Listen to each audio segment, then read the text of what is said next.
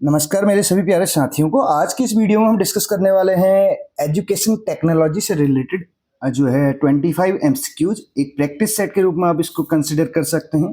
तो स्टार्ट कर रहे हैं। पहले नंबर का क्वेश्चन आपके सामने है, स्वयं किससे संबंधित है। आपने पढ़ा होगा स्वयं से रिलेटेड जो है स्वयं के बारे में आप ऑलरेडी पढ़ चुके होंगे। तो स्वयं क्या होता है, सीधे करेक्ट आंसर की ओर बढ़ेंगे हम। तो स्वयं होता है स्टडी वेब्स, ठीक है, study webs of active young aspiring minds, ठीक है, यंग एस्पायरिंग माइंड्स, ये लास्ट में आपको ध्यान रखना है, ठीक। Young aspiring minds, study webs of active learning for young aspiring minds जो है इसका करेक्ट आंसर हो जाएगा। बढ़ेंगे नेक्स्ट क्वेश्चन की ओर। आप भी अपना स्कोर जरूर बताएगा कि आपने कितना स्कोर इसमें गेन किया, ठीक है। दूसरे क्वेश्चन की ओर बढ़े। क्वेश्चन नंबर 2 क्या कहता है, देखिए।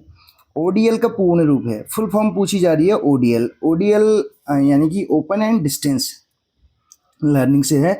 तो इसका मतलब जो है हमारे पास जो ऑप्शन है, ओपन यानी कि मुक्त हो गया और डिस्टेंस का मतलब है दूरस्थ, ठीक। तो बी ऑप्शन इसका करेक्ट आंसर हो जाएगा। Option number B will be the correct answer of this question. Now move on to next question. Question number 3 we have. Third number का क्वेश्चन क्या कहता है, देखिए, व्यावसायिक शिक्षा किसका उदाहरण है। अब ये वोकेशनल एजुकेशन से रिलेटेड ये क्वेश्चन है। तो इसमें हमारे पास जो ऑप्शन है, गैर औपचारिक शिक्षा, अनौपचारिक शिक्षा और औपचारिक शिक्षा, यानी कि नॉन फॉर्मल, इनफॉर्मल और फॉर्मल, और नन ऑफ दीज, इनमें से कोई नहीं करके पूछा जा रहा है। तो इसका जो करेक्ट आंसर हो जाएगा वो फॉर्मल एजुकेशन हो जाएगा, औपचारिक शिक्षा। व्यावसायिक शिक्षा किसका उदाहरण है, औपचारिक शिक्षा। Next question we have here. Fourth number का क्वेश्चन हमारे पास है, निम्नलिखित में से शिक्षण स्तर कौन से हैं। शिक्षण के स्तर, लेवल ऑफ टीचिंग्स आपने पढ़े होंगे, ठीक है। तो उसमें से ही ये उससे रिलेटेड क्वेश्चन है। थोड़ा सा ऑप्शन में आपको देखना है, थोड़ा यहाँ पे मिस्टेक्स हैं। ऑप्शन जो हमारे पास हैं एकदम एक्यूरेट आपको नहीं मिलेंगे, थोड़ा इसमें दिक्कत है जो ऑप्शन है। तो इसमें जो है ऑप्शन नंबर जो है सी इसका करेक्ट हो जाएगा, क्योंकि पहले नंबर का आपको पता है, पहले नंबर पे कौन सा आता है, मेमोरी लेवल आता है, ठीक। पहले नंबर पे क्या आ जाएगा, मेमोरी लेवल आ जाएगा। दूसरे नंबर पे आपने पढ़ा होगा अंडरस्टैंडिंग बोला जाता है, ठीक है, समझ पर आधारित यानी कि बोध जिसको बोलते हैं। और तीसरे नंबर का हमारे पास जो है वो क्या हो जाएगा, रिफ्लेक्टिव। ये 3 लेवल्स आपने टीचिंग के पढ़े होंगे। हिंदी में इसको बोला जाता है स्मृति, स्मृति स्तर। ये छोटे बच्चों के लिए होता है। चीज़ें यानी कि रट्टाफिकेशन, जहाँ पे मेमोराइजेशन होता है, आपने देखा होगा जैसे पोम उससे हैं, और इसके अलावा टेबल्स वगैरह हैं, जोर जोर से आगे से क्या कराई जाती हैं, उनका बार बार रिपीटेशन कराया जाता है, रिवीजन कराया जाता है। एक टाइप से वो क्या हो जाती है, उनके स्मृति स्तर यानी कि स्मृति में छप जाती हैं। दूसरा अंडरस्टैंडिंग है, ये थॉटलेस होता है। ये देखिए इसमें थॉटलेस, इसमें कोई विचार यानी कि सोचने समझने की शक्ति नहीं होती है। बच्चा इतना वो नहीं रहता है, उसका माइंड इतना डेवलप नहीं होता है कि वो कुछ सोच पाए उन चीज़ों के बारे में, ठीक है। अंडरस्टैंडिंग में यहाँ पे थॉटफुल होगा, चिंतन होगा यहाँ पर, ठीक है, थोड़ा बहुत। और ये जो है इसको बोला जाता है अपर थॉटफुल, यानी कि ये जो है ये समझ, यहाँ पे समझ विकसित होगी, थोड़ा बहुत अंडरस्टैंड करेगा चीज़ों को, और यहाँ पे चिंतन करने लग जाएगा उसके बारे में, ठीक। तो 3 स्तर हैं, स्मृति स्तर, बोध स्तर, बोध को ही समझ भी बोल सकते हैं, और तीसरा चिंतन स्तर। बढ़ेंगे नेक्स्ट क्वेश्चन की ओर। तो इसमें हमारे पास ऑप्शन नंबर सी, स्मृति स्तर, राष्ट्रीय स्तर देखा, राष्ट्रीय स्तर ना होकर यहाँ पे क्या हो जाएगा, बोध स्तर, ठीक है। क्वेश्चन नंबर 5 हमारे पास है, क्या कहता है, देखिए 5th नंबर का क्वेश्चन, निम्नलिखित में से इंटरनेट की स्पीड किस में मापी जाती है। जो इंटरनेट की स्पीड है उसको किस में मापा जाता है। तो इंटरनेट आप भी चलाते हैं, आपको पता होगा इस बारे में। देखिए एचबी तो होता नहीं है, डीपीआई भी नहीं होता है, यानी कि जीएचजेड, ये जो ऑप्शंस हैं ये नहीं है। आपको पता है जीबी, इतना जीबी आप यूज करते हैं, नेट के बारे में आपको पता होगा, ठीक है, 1 GB 2 GB, ठीक। तो ये रहता है, तो गीगाबाइट्स पर सेकेंड, जीबी का मतलब है, जीबीपीएस का मतलब है गीगाबाइट पर सेकेंड। ए ऑप्शन इसका करेक्ट हो जाएगा। इंटरनेट की स्पीड किस में मापी जाती है, गीगाबाइट पर सेकेंड।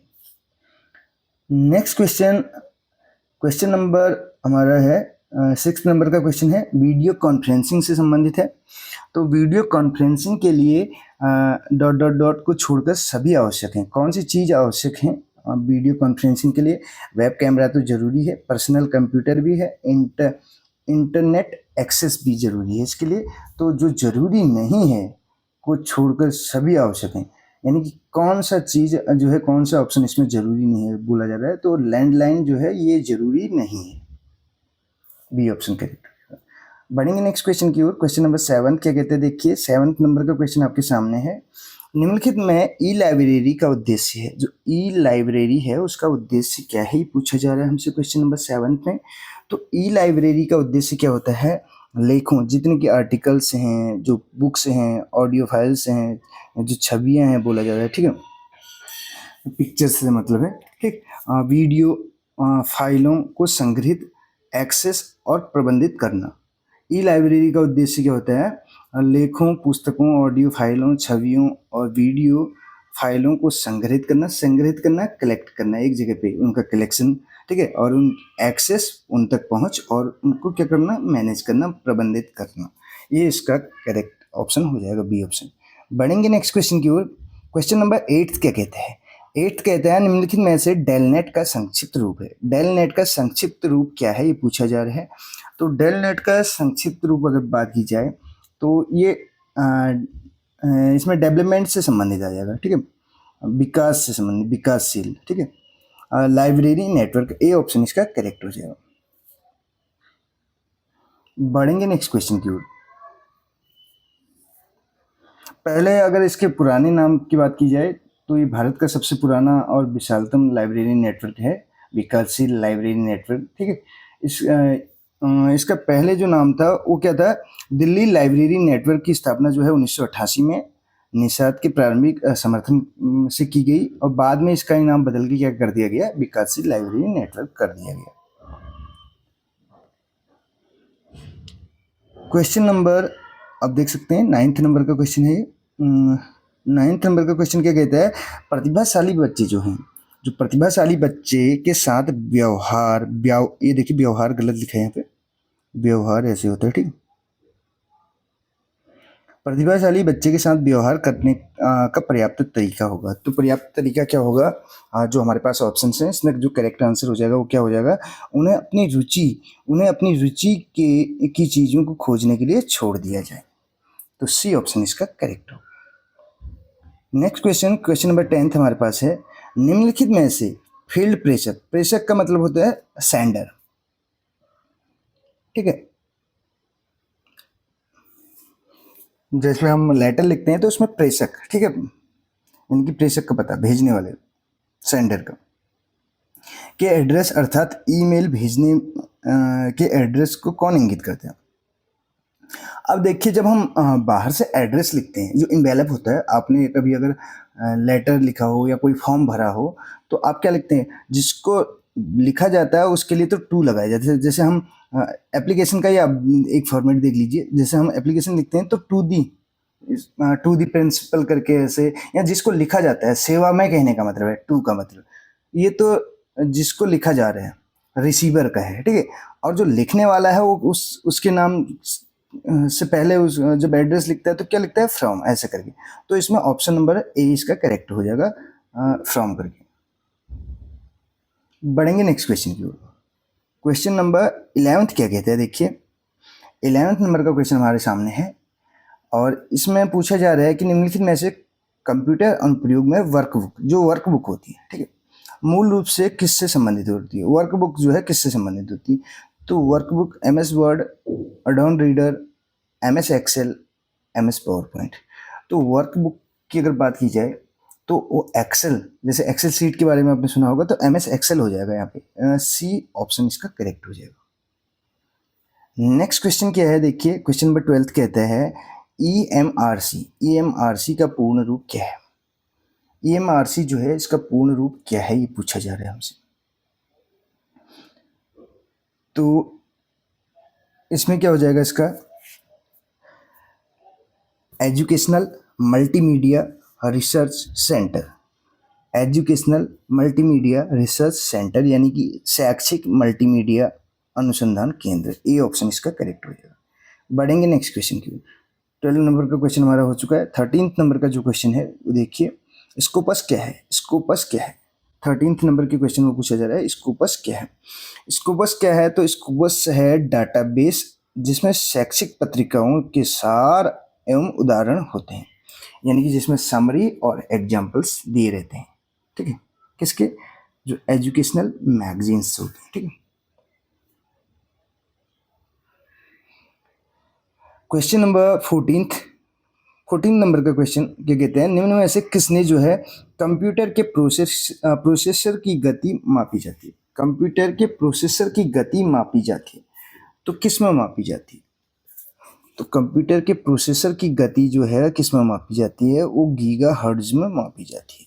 ए ऑप्शन इसका करेक्ट हो जाएगा। GHz करके भी दिया रहता है शॉर्ट। 15 नंबर का क्वेश्चन आपके सामने है। 15 नंबर का क्वेश्चन कहता है कि निम्न में से किसने वेब 2.0 यानी कि टूल्स की खोज की। तो वेब 2.0 यानी कि टूल्स की खोज किसने की, तो ये थे टिम ओरेली करके। डी ऑप्शन यहाँ पर करेक्ट हो जाएगा।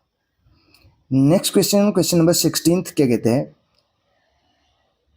तो क्वेश्चन देख सकते हैं। क्वेश्चन नंबर 16 कहता है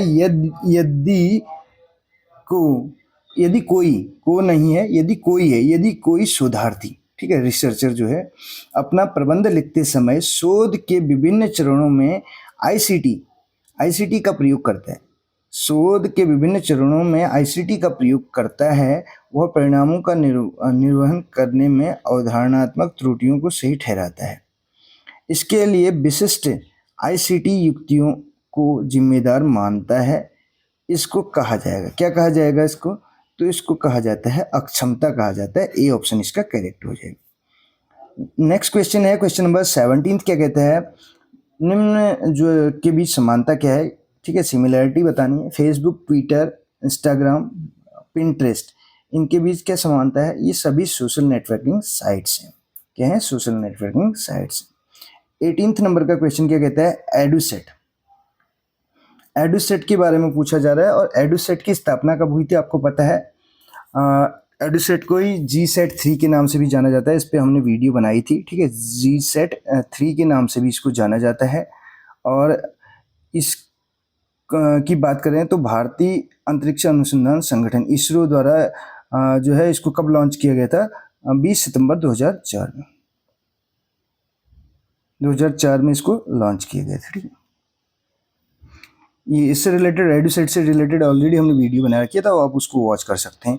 तो इसमें ऑप्शन हमारे पास 4 हैं, इसमें से करेक्ट आंसर पूछा जा रहा है, ठीक है। क्वेश्चन नंबर हमारा 18 है, 18 नंबर का क्वेश्चन, ठीक। इसका आपको आंसर बताना है, एडुसेट से क्या अभिप्राय है। तो एडुसेट से क्या अभिप्राय है पूछा जा रहा है। एडुसेट क्या है, एक क्षुद्र ग्रह जो मंगल और बृहस्पति की कक्षाओं के बीच पाया जाता है। नहीं, ये नहीं होगा, ठीक है। तो ये क्या है, इसमें हमारे पास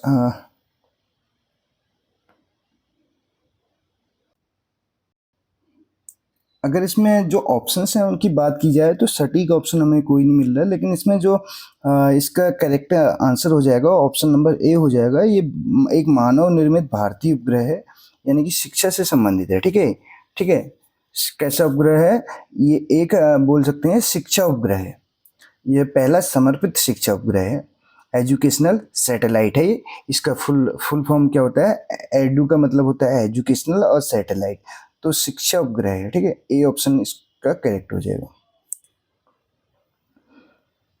नेक्स्ट क्वेश्चन की बात करें तो नेक्स्ट क्वेश्चन है ओवरहेड प्रोजेक्टर क्या है। तो ओवरहेड प्रोजेक्टर क्या है ये पूछा जा रहा है हमसे। तो क्वेश्चन नंबर 19 ओवरहेड प्रोजेक्टर हमसे पूछा जा रहा है। ओवरहेड प्रोजेक्टर में अगर बात करें तो एक क्या है ये, जो प्रक्षेपित करता है। प्रोजेक्शन का मतलब होता है प्रक्षेपी किरणें, ठीक है। तो इसमें हमारे पास प्रक्षेप वाला ऑप्शन लास्ट है। देखिए, एक ऑप्टिकल उपकरण है जिसमें हम स्क्रीन पर छवियों को प्रक्षेपित कर सकते हैं, ठीक है। ओवरहेड यानी कि हेड है, उसके ऊपर से ऐसे प्रोजेक्शंस आएंगी किस पे, बोर्ड पे। आपने देखा होगा ओवरहेड, OHP जिसको बोला जाता है। ODL का पूर्ण रूप क्या है, हम ऑलरेडी इस क्वेश्चन को डिस्कस कर चुके हैं, मुक्त और दूरस्थ प्रणाली से संबंधित है, ठीक। स्वयं क्या है, स्वयं study webs of active learning for young expiring minds करके है। नेक्स्ट क्वेश्चन आप देख सकते हैं 22 नंबर का क्वेश्चन, अनेक प्राप्तकर्ताओं का एक साथ भेजा गया, ठीक है, एक साथ भेजा गया कोई अवांछित ईमेल मैसेज कहलाता है। यानी कि जो अनेक जो है प्राप्तकर्ताओं को एक साथ भेज दिया गया कोई अवांछित है, अनवांटेड ईमेल जो है उसको क्या कहा जाता है? तो स्पैम कहा जाएगा। बी ऑप्शन इसका करेक्ट हो जाएगा। दीक्षा से अभिप्राय क्या है? दीक्षा क्या है ये पूछा जा रहा है। और दीक्षा की अगर फुल फॉर्म की बात करें तो digital infrastructure for knowledge sharing. Digital infrastructure for knowledge sharing, ठीक है। दीक्षा के फुल फॉर्म की हम बात कर रहे हैं, ठीक। तो है क्या ये पूछा जा रहा है, दीक्षा क्या है? क्वेश्चन नंबर ये हमारा 23 है, ठीक। 23 नंबर का क्वेश्चन हमसे पूछा जा रहा है। तो इसमें दीक्षा क्या है? तो 4 ऑप्शन है। एक शैक्षिक अनुसंधान है, राष्ट्रीय शैक्षिक अनुसंधान, डी ऑप्शन इसका करेक्ट हो जाएगा। 24 नंबर का क्वेश्चन कहता है कक्षा में जो है शिक्षक की मूल जिम्मेदारी है, ठीक है। तो मेन इसकी रिस्पॉन्सिबिलिटी क्या है टीचर की? तो 4 ऑप्शन हमारे पास हैं। वसूल शिक्षक विद्यालय शुल्क वसूलना, छात्रों के रिकॉर्ड को व्यवस्थित करना, ट्यूशन वाले छात्रों को अधिक महत्व देना, या कक्षा में अधिगम को बढ़ाना। तो कक्षा में अधिगम को बढ़ाना, ए ऑप्शन इसका करेक्ट हो जाएगा। लास्ट क्वेश्चन है क्वेश्चन नंबर 25, प्रज्ञाता। प्रज्ञाता करके है, प्रज्ञाता से रिलेटेड क्वेश्चन है। तो प्रज्ञाता होता क्या है? प्रज्ञाता पी फॉर होता है क्या? प्लान, रिव्यू हो जाएगा, ए फॉर हो जाएगा अरेंज करना, जी फॉर हो जाएगा गाइड। देखिए फिर से बोल रहा हूँ, प्लान, रिव्यू, अरेंज, इसके अलावा गाइड करना। वाई फॉर हो जाएगा याक, ठीक है। क्या हो जाएगा? याक, यानी कि जिसको टॉक बोला जाता है, बात करना, ठीक है। और इसके अलावा ए फॉर असाइन करके हो जाएगा, और टी फॉर हो जाएगा ट्रैक, और ए फॉर हो जाएगा एप्रिशिएट। तो दिशा निर्देश किससे संबंधित हैं? तो किससे संबंधित हैं ये पूछा जा रहा है इसमें क्वेश्चन नंबर 24। तो ये भूमिका रूप व्यवस्था।